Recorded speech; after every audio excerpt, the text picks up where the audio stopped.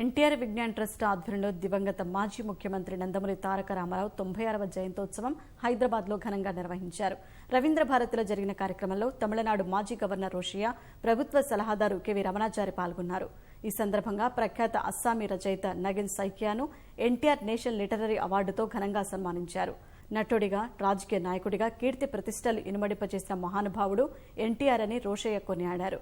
ఈ సందర్భంగా చిన్నారులు ప్రదర్శించిన కూచిపూడి నృత్యాలు ప్రేక్షకులను అలరించాయి.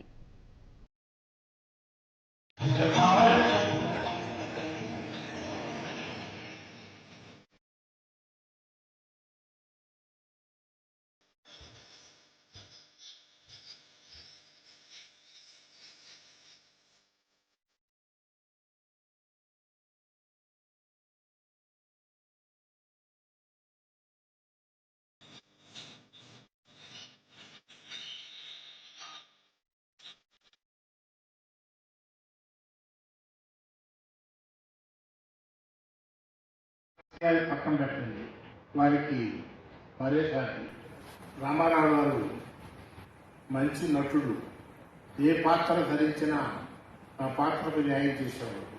రామారావు గారు చాలా నిండైనటువంటి మనిషి. అట్లాంటి మనిషి మనకు అదుపుగా కనపడతారు.